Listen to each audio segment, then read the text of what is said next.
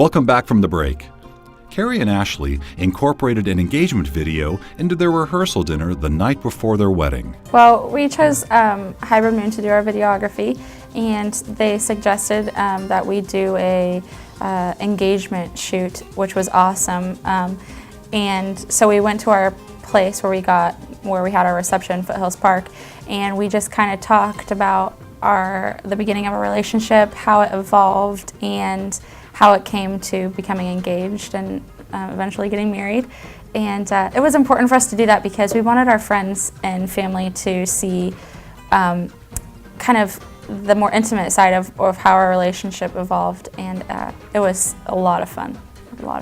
Yeah, and there was pictures in it. We did still pictures in addition to the videos. So a lot of pictures and I guess stories and background that a lot of our friends and family, even though they know us well and we've shared a lot of time with them in terms of as a couple, but it was just kind of nice to have them involved and hear some of the more some of the details that they wouldn't have otherwise, and seeing some of the pictures that maybe they've never seen before. So it was fun to share that.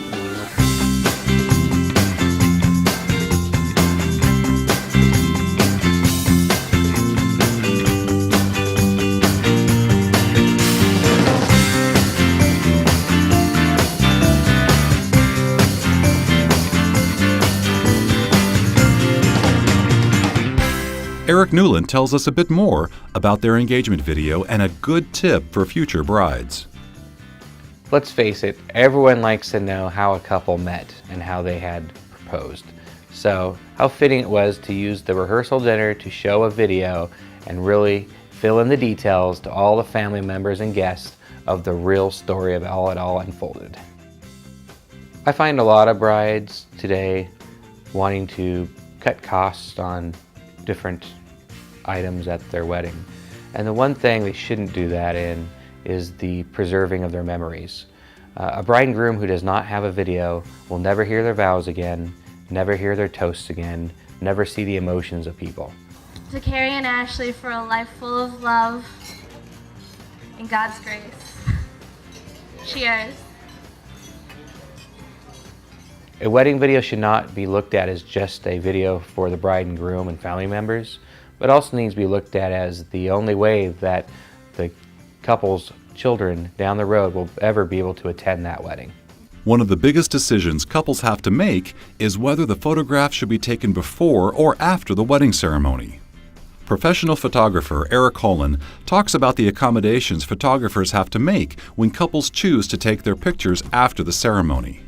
Split formals have been a lot more popular the last probably 6 months for me. A lot of it for me is finding time after the wedding that gets you to the reception, maybe pull you away for a good 10-15 minutes of just the two of you, so we could actually make up for the time that you guys weren't doing them beforehand. One of our biggest things was we want to have pictures after. We don't want to see each other until I walk down the aisle and he's standing in the front of the aisle. And so you need to find an accommodating photographer, I think. When Weddings Portland Style returns, we'll hear about the most memorable moments from Cary and Ashley's wedding day. But first, a wedding trivia question.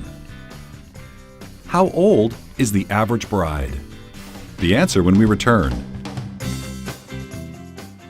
The Honeymoon DVD, the hottest tool for planning your honeymoon. Now available at unforgettablehoneymoons.com.